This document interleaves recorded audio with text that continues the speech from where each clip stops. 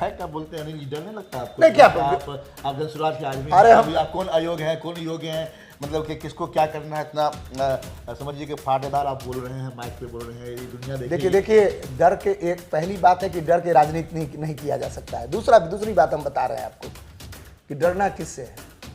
मरना तो तय है एक दिन, नहीं मरना तो तय है, मरना तो तय है, फिक्स है ना। एक दिन आएगा जिस दिन हमको इस संसार को छोड़ के चल जाना है। और ये भी फिक्स है कि मैं या बीमारी से मरूंगा, किसी के गोली से मरूंगा, या किसी एक्सीडेंट से मरूंगा, ये भी फिक्स है। तो जब मरना तय है, कारण तय है, तो फिर डरना क्या। सारे पैसे को अभी वादा कर रहे हैं और हमारी पार्टी कहती है कि मैं शराब से होने वाले आमदनी, मैंने उसके से जो टैक्स आएंगे, आप समझ लीजिए कि अमाउंट कम नहीं है, 20 लाख हजार करोड़ रुपए है। और वो जो अभी सरकार को नहीं मिल रही है, बिहार उससे वंचित है। और वो पैसा कहाँ जाता है, आपको भी मालूम है भाई कि वो पैसा किसी न किसी बहाने दूसरे स्टेटों में जाता है। क्या तो शराब तो रुकी नहीं है, तो होम डिलीवरी बिक रही है, ये तो आप भी जानते हैं, आप पत्रकारिता करते हैं, आपको मालूम है कि होम डिलीवरी होता है। तो वो पैसा, वो शराब आता कहाँ से है, अदर स्टेट से आता है, अवैध रूप से निर्माण करने वाले को मिलता है। और दूसरी बात है कि अगर आप रोके हुए हैं तो जहरीली शराब का आप देखें कितना कांड हुआ है बिहार में, 27 व्यक्ति मर गए हैं, सरकारी आंकड़ा है।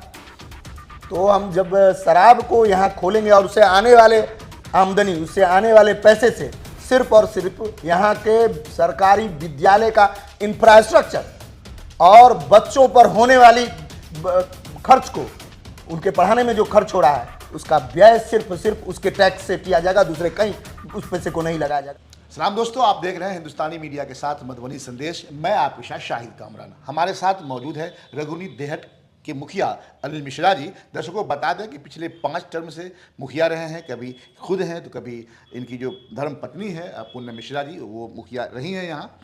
उससे पहले की अगर बात की जाए तो बरसों बरस तक इनके स्वर्गीय पिताजी का मुखिया के नाते कब्जा रहा है। इन दिनों जनसुराज पार्टी के नेता हैं और नेता ही नहीं है बल्कि ज़मीनी स्तर पे काम कर रहे हैं पार्टी के लिए। पिछले दिनों यह पार्टी के काम से, क्योंकि बिहार में उपचुनाव होना है, यह बिहार के एक हिस्से में भी गए थे। इसी सब सिलसिले में बात करने के लिए हम पहुँचे हैं अनिल मिश्रा जी के पास। सर स्वागत है आपका। जी बहुत बहुत धन्यवाद सर। आप मुखिया में तो मुखिया के नाते तो रिकॉर्ड बना रखा है आपने। जी।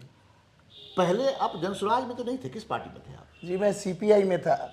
और सीपीआई में चूँकि पिताजी हमारे सब दिन से सीपीआई में रहे और उन्होंने जो वामपंथ का बचपन से पाठ पढ़ाया, और वामपंथी मैं अभी भी कहता हूं कि विचार से मैं अभी भी वामपंथी हूं। लेकिन चूंकि बिहार में, अब कहिएगा कि आपने क्यों छोड़ा, आपके पिताजी का दिया हुआ देन था, तो मैं आपको भाई बता रहा हूं कि अब बिहार में या देश स्तर पर आप देखिए या दुनिया स्तर पर देखिए, वामपंथी विचारधारा थोड़ा मृत प्राय जैसा हो गया है। हाँ, उसमें जीवन जैसा कुछ रह नहीं गया है। और हुआ क्या कि वामपंथी के जो नेता हुए, जो इस विचार को लेकर के चले, उस जनता को इतना ना सपना दिखाए, एकदम क्लियर कट बात मैं बोल रहा हूँ, इतना सपना दिखाए, वो सिर्फ सपना दिखाए, हकीकत कभी हुआ नहीं। लोगों का इससे झुकाव कम होता चला गया, लोग किनारा कसी करते चले गए। माने कालांतर में बार बार बिहार में कुछ नेताओं का दबदबा रहा। वो वामपंथियों के द्वारा जो सब्जबाग दिखाए गए थे या सपने दिखाए थे, कुछ लोगों के द्वारा उस सपने में कुछ प्रारंभ किया गया, सारे लोग इससे झुकते चले गए और गरीबों की यह पार्टी किसी दूसरे गरीब की पार्टी से जुड़ती चली गई और यह जमीन पर यह विचारधारा मृतप्राय जैसा हो गया।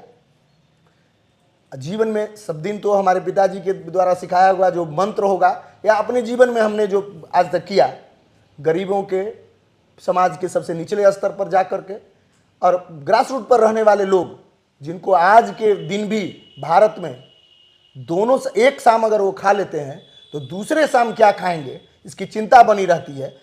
उन लोगों के साथ मिलकर काम करता हूं। तो जब देखे कि मृतप्राय होता जा रहा है यह, तो इसी विचारधारा को लेकर के बिहार में एक नए सूरज का उदय हुआ। प्रशांत किशोर जी जिसके नेता हैं, और उन्हीं की अगुवाई में पार्टी का गठन किया गया। और जिस दिन, आज से 2 साल पहले, जिस समय वो पदयात्रा कर रहे थे, हम ये नहीं कहेंगे कि हम बहुत दूर पदयात्रा में गए, लेकिन हमारे जिला में आए तो जहाँ 2-3 जगह, हाँ बस उनकी बातों से मैं इतना प्रभावित हुआ कि मैं इनके साथ जुड़ा। और जुड़ने के बाद आज तक उन्होंने जो बोला वो किया। एक चीज़ बताइए सर, आप बीजेपी में नहीं गए, कांग्रेस में नहीं गए, ऐसा माना जाता है कि बीजेपी की जो विजन सुराज है ये बी पार्टी है? नहीं नहीं, देखिए ये तो कहीं से सिरे से खारिज करता हूं मैं। अगर यह पार्टी अगर बी टीम रहती तो कई तरीके हैं बी टीम बनने के, सीधा बात है। और ये हमको लगा कि 2-2.5 लाख लोगों का जमावारा करके और वहां नहीं होते। अभी आप हमारे उम्मीदवारों को देख लीजिए, जहां मैं तरारी गया था। अच्छा हाँ, तरारी गए थे आप? हाँ जी। पहले तो आप ये बताइए कि तरारी गए थे, उपचुनाव होना है जी जी 4 जगह बिहार में उपचुनाव है। जी जी। आप ये बताइए सफर कैसा रहा आपका, कैसा लग रहा है? देखिए, जिस समय तरारी में गया तो वहाँ मुख्य रूप से 2 धाराएं थी। एक जो बीजेपी के तरफ थे, बीजेपी अलायंस से जो उम्मीदवार खड़े हुए हैं, और एक CPI-ML जो इंडी गठबंधन बोलते इंडिया हैं, गठबंधन। हाँ वही, उसी से जो अलायंस से खड़े थे। तो 2 ही हैं, एक में सुनील पांडे जी हैं और एक राजू यादव थे। हमारे उम्मीदवार गए थे, थल सेना के उपप्रमुख थे, लेकिन संजोग कुछ टेक्निकल कारण से विरोध भी हो रहा था। हाँ, और जब उनके गांव गए तो थोड़ा लगा कि ये उम्मीदवार यहाँ पर जनसुराज के कमजोर हैं। अच्छा, आपको लगा, फील हुआ? हाँ, फील हुआ। इसलिए जब घुमा उनके गांव गया, जब उनके गांव में देखा, उसका कारण भी है, वो थल सेना के उपाध्यक्ष थे, हाँ उपप्रमुख थे, और उनकी ईमानदारी, लोगों ने कहा कि ये बहुत ज़्यादा ईमानदार है, लेकिन लोग कहे कि ईमानदारी का तगमा लेकर के घूमने से तो नहीं चुनाव नहीं जीत सकते हैं। और गांव में किसी एक, लोगों का तो पर्सनल ग्रीवांसेस होते हैं बहुत ज़्यादा, हमको नौकरी चाहिए, हमको बड़ा पोस्ट चाहिए, हमको प्रमोशन चाहिए। लेकिन आप समझ लीजिए कि जो व्यक्ति सियाचिन लड़ा हो, जो अपने पराक्रम के बल पर सेना में उपप्रमुख का पद पाया हो, क्या वो बेईमान हो सकता है? कहीं भी गवर्नमेंट का जो नॉर्म्स है या सेना में भर्ती का जो नॉर्म्स है उसमें हट करके तो वो बात नहीं कर सकता है। हमारा प्रमुख, सेना प्रमुख अगर बेईमान हो जाएगा या कोई बेईमानी कर लेगी तो हमारा देश गर्त में चला जाएगा। तो उन्होंने कभी किया नहीं, पर्सनल लोगों का पर्सनल काम किया नहीं। इसीलिए लोग कहते थे कि हम, लोगों की तो चाहत होती है कि सबसे फर्स्ट प्रायोरिटी हमारे बच्चे, ने भी उनको अयोग्य ठहराया। हम बता रहे हैं उसका भी यही सब कारण था। और हुआ क्या कि उनका घर कारत है तरारी क्षेत्र में, तो वो तो बहुत कम रहते हैं यहाँ, उनका घर नोएडा में है, तो उनका नाम यूपी में संजोग से जुड़ा हुआ था। वो जब गांव रहने लगे तो उनका संजोग से नाम यहाँ के बिहार के निर्वाचन में नहीं जुड़ सका, तो निर्वाचन सूची में नहीं जुड़ सका, इसलिए वो थोड़ा अयोग्य हो गए। इसके और अयोग्य क्या कहिए, उसमें जानबूझ करके उन्होंने अप्लाई किया था। ये कहीं ना कहीं साजिश थी कि इन्हें उम्मीदवार नहीं बनने दिया जाए, गारंटेड बात हम कहते हैं। इतना फैक्ट आप बोलते हैं, नहीं लीडर नहीं लगता आपको? नहीं, क्या आप जनसुराज के आदमी, अरे आप कौन अयोग्य है, कौन योग्य है, मतलब कि किसको क्या करना है, इतना समझिए कि फाटेदार आप बोल रहे हैं, माइक पे बोल रहे हैं, ये दुनिया देखिए डर के, एक पहली बात है कि डर के राजनीति नहीं किया जा सकता है। दूसरी बात हम बता रहे हैं आपको कि डरना किससे है, मरना तो तय है एक दिन। पार्टी नहीं, मरना तो तय है, मरना तो तय है, फिक्स है ना। एक दिन आएगा जिस दिन हमको इस संसार को छोड़ के चल जाना है। और ये भी फिक्स है कि मैं या बीमारी से मरूंगा, किसी के गोली से मरूंगा, या किसी एक्सीडेंट से मरूंगा, ये भी फिक्स है। तो जब मरना तय है, कारण तय है, तो फिर डरना क्या? ये सीधा बात है। तो फिर उनको वहाँ फिर कैंडिडेट कौन आया? कैंडिडेट श्रीमती किरण सिंह जी हैं, हम लोग की कैंडिडेट, और कंप्लीट जमीन की नेता हैं।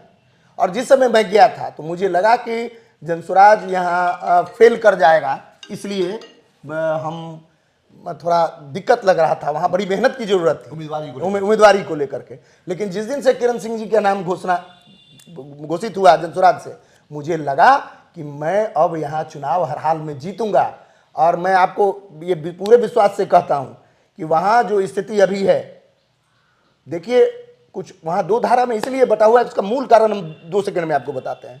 कुछ लोग हैं जिनको लगता है कि यहाँ बंदूकों के साया से हमको बचाने वाला सिर्फ ML है, और कुछ लोग हैं जिनको लगता है कि माले जो लूटता है, लोगों के खेतों पर कब्जा करता है, उससे बचाने वाला यही विंग है। तो वहाँ तो मुख्य धारा में हमारे आदरणीय प्रशांत किशोर जी ने माइक से पीरो बाजार में लोगों को हल्ला करके कहा है सामने में कि बंदूकों से डरने का भय नहीं है, प्रशांत किशोर यहाँ आ गया है, जनसुराज यहाँ जमीन पर आ गया है। तो लोगों को यह विश्वास जगा है कि यह हम अगर जनसुराज से जुड़ते हैं तो इसमें भय मुक्त रहेंगे और कंप्लीट। और स्पष्ट हम लोग जाते हैं तो कहते हैं कि भाई 2 उम्मीदवार को तुमने देखा है पहले भी, सीपीआई एमएल के उम्मीदवार को भी देखा, और अब इस पूरे बिहार में मैं ये नहीं कहता हूं कि विकास नहीं हुआ, लेकिन आप चलिए हमारे साथ मैंने तरारी क्षेत्र में मैं गांव गांव घुमा हूं, आज भी सड़कें ठेहुना भर गड्ढे में आप चलेंगे, 10 किलोमीटर की यात्रा सारे दिन में पूरा करेंगे, मैं घुमा हुआ। इसलिए मैं कह रहा हूं कहीं सड़क की स्थिति बढ़िया नहीं है। दूसरी बात है कि 98 या 97, 98 या 99 में, एग्जैक्ट हमको साल याद नहीं है, वहाँ दंगा हो गया था, कॉम्युनल जैसा हो गया था। दोनों पक्ष बचाने के नाम पर कम से कम पीरो बाजार को तो लूट लिया गया। वहाँ के 18,000 मुसलमानों की आबादी, पीरो बाजार मतलब मुस्लिम क्षेत्र है क्या?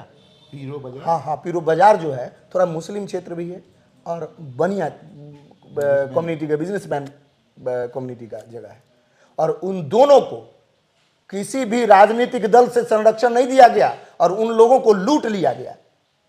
बड़े बड़े घरों को तोड़ दिया गया, बाजार को लूट लिया गया, जो बड़े बिजनेसमैन थे वो जमीन पर आ गए। तो किस किस का नाम गिनवाए, सबने मिलकर लूटा है, यही बात तो है। अनिल भाई सबने मिलकर लूटा है, तो क्या लगता है उपचुनाव में आप कहाँ जा रहे हैं? 4 सीट है। देखिए अभी जिस समय हम वहाँ से घर आए हैं, दीपावली है और घर में कुछ काम थे इसलिए मैं अभी आया हूँ, तो देखिए अभी जब मैं वहाँ गया था तो मुझे लगा कि हम नीचे से कहीं सबसे पहले तो नहीं है, लेकिन जब मैं वहाँ गया हूँ तो हमारा मुकाबला अब सिर्फ सीपीआई एमएल से है, किसी बीजेपी से नहीं है। मतलब इंडिया गठबंधन से आपकी लड़ाई? हाँ, बस सीधी सीधी लड़ाई उसी से। अब एक बात ये आपसे, आप तो बताया नहीं है, जी जी सूत्र से मुझे जो जानकारी है जी जी, कि आने वाले वक्त में अभी चुनाव लड़ सकते हैं। में भी हो सकता है अगर स्वराज ऐसा लाइक ये आपने नहीं बताया है, जी जी लेकिन जहाँ तक मुझे जानकारी है, पत्रकारिता करते हैं तो जी, जी। बहुत सारी जानकारियाँ रहती हैं। जी जी। क्या लगता है आपको कि जनसुराज अपनी जो इस बार 2025 में जो चुनाव लड़ेगी बिहार में कुछ कर पाएगी? हम अपनी सरकार बनाएंगे, और जिन लोगों को यह गलतफहमी है तो आप देख लीजिए कि प्रशांत किशोर जी का जो अलग अलग स्टेटों में उनका काम हुआ उस पर आप देख लीजिए, और जहां कदम रखे वहां विजय पताका मिली। दूसरी बात मैं बता रहा हूं कि लोगों में जो विश्वास है वो बढ़ा है, इस पार्टी के तरफ लोगों का झुकाव हुआ है, और लोगों के पास विकल्प नहीं था। हम लोग एक विकल्प से, आदरणीय प्रशांत किशोर जी एक विकल्प के रूप में आए हैं, और लोगों, वो हिंदू हो, मुसलमान हो या किसी भी कम्युनिटी के हो, उनका विश्वास एक जगह है कि नहीं भाई यही पार्टी है जो हमको ले जा सकती है। अभी देखिए हम आपके पास एग्जाम्पल दे रहे हैं, 4 क्षेत्र में हम लड़ रहे हैं जी जी। अभी 4 उपचुनाव है, ठीक है। 9 महीने के बाद फिर पुनः चुनाव होगा। इस 9 महीने में हमारे क्रियाकलाप को लोग देखेंगे, और हमको विश्वास है कि हमारे जो उम्मीदवार हैं जनता के लिए बहुत कुछ करेंगे। आप हमारे दर्शकों को एक चीज बताइए कि आपको मतलब जनसुराज को बी टीम बीजेपी की मानी जाती है, देखिए, और क्या आप ये चुनाव लड़ेंगे बीजेपी के साथ लड़ेंगे या अकेले लड़ेंगे? नहीं नहीं, कंप्लीट 243 सीट पर लड़ेंगे, 242 पर नहीं, 243 पर लगेंगे। और बिहार में बढ़ते हुए भ्रष्टाचार, गरीबी, यहाँ से विकास से जो अनछूता है, 28 में हमारा पोजीशन सबसे निचला रैंक है, 28 नीचे से हम फर्स्ट हैं। हम अब 10 राज्यों में, माने 10 1 to 10 में अगर यह राज्य नहीं आया तो फिर आपके पास वोट नहीं मांगने आएंगे, यह गारंटेड बात मैं बोलता हूं। सवाल करते हैं जी बोलिए। बहुत पैसा खर्च करती है जनसुराज, कहाँ से लाती है? जनसुराज का अपना फंडिंग है, अपना सारा कुछ है। प्रशांत किशोर जी ने 10 स्टेटों में कमाया है, अपना सर्वस्व निछावर करके इसको बिहार में खर्च करेगी, बिहार में खर्च करेगी। निश्चित बात। लोग गलत, एक चीज हम बता रहे हैं, लोग गलत इसका मतलब निकालते हैं, इंटरप्रेट करते हैं कि वो आने से ये शराबबंदी खुल जाएगी। उन्होंने कहा था कि मैं 1 घंटे में शराबबंदी खोल दूंगा अगर हमारी सरकार आती है। आप समझ लीजिए कि 1 साल में 20 लाख हजार करोड़ रुपए हमारा अभी समाप्त हो रहा है। निश्चित खुल जाएगी। बहुत बड़ी बात बताया है इन्होंने। अनिल मिश्रा हैं, और अनिल मिश्रा जी के बारे में मैंने बताया है कि खुद भी जनसुराज से जुड़े हैं, संभवतः ये 2025 में उम्मीदवार भी हो सकते हैं। इनका कहना है कि इनके जो सुप्रीमो हैं, राष्ट्रीय पार्टी के जो अध्यक्ष हैं, उनका कहना है कि अगर हमारी सरकार बनती है तो जो शराबबंदी है वो हम खोल देंगे, जो इस सरकार का बहुत बड़ा फायदा होगा। हाँ, यही सही बात है। हम उस सारे पैसे को अभी वादा कर रहे हैं, और हमारी पार्टी कहती है कि मैं शराब से होने वाले आमदनी, मैंने उसके से जो टैक्स आएंगे, आप समझ लीजिए कि अमाउंट कम नहीं है, 20 लाख हजार करोड़ रुपए है, और वो जो अभी सरकार को नहीं मिल रही है, बिहार उससे वंचित है। और पैसा कहाँ जाता है आपको भी मालूम है भाई, कि वो पैसा किसी न किसी बहाने दूसरे स्टेटों में जाता है। क्या तो शराब तो रुकी नहीं है, तो होम डिलीवरी है। शराब बिक रही है, होम डिलीवरी ये तो आप भी जानते हैं, आप पत्रकारिता करते हैं, आपको मालूम है कि होम डिलीवरी होता है। तो वो पैसा, वो शराब आता कहाँ से है? अदर स्टेट से आता है, अवैध रूप से निर्माण करने वाले को मिलता है। और दूसरी बात है कि अगर आप रोके हुए हैं तो जहरीली शराब का आप देखें कितना कांड हुआ अभी हाल में, 27 व्यक्ति मर गए हैं, सरकारी आंकड़ा है। तो हम जब शराब को यहाँ खोलेंगे और उससे आने वाले आमदनी, उससे आने वाले पैसे से सिर्फ और सिर्फ यहाँ के सरकारी विद्यालय का इंफ्रास्ट्रक्चर और बच्चों पर होने वाली खर्च को, उनके पढ़ाने में जो खर्च हो रहा है उसका व्यय सिर्फ उसके टैक्स से किया जाएगा, दूसरे कहीं उस पैसे को नहीं लगाया जाएगा। तीसरी बात मैं बता रहा हूं कि यहां आप समझ लीजिए कि खर्चा कितना है। हम लोगों ने कहा कि प्रत्येक जिला में, अभी तो नेतरहाट झंझारपुर चला गया, झारखंड चला गया नेतरहाट, और एक सिमुलतुला हमारे पास जहाँ विद्यालय है, उस कैटेगरी का बिहार के प्रत्येक जिले में अभी उस कैटेगरी का विद्यालय होगा। और सभी सरकारी स्कूल किसी भी प्राइवेट संस्थान से अच्छे इंफ्रास्ट्रक्चर में रहेंगे, ये वादा है जनसुराज का। और मैं उस पैसे को वो माने शराब से उगाही किए गए टैक्स से बनवाएंगे, हाँ, टैक्स से बनवाएंगे। उस पैसे को कहीं दूसरे जगह नहीं जाने देंगे। अनिल जी, आपने समय दिया, बहुत बहुत धन्यवाद आपका। दर्शकों, बहुत ही अच्छी बातें हुई इनसे, आप भी सुने होंगे। अब मुझे उम्मीद है कि आप अगर हमारे चैनल पर नए हैं तो इसे सब्सक्राइब करेंगे, लाइक करेंगे, शेयर करेंगे। धन्यवाद। धन्यवाद आपका भी बहुत बहुत भाई, धन्यवाद।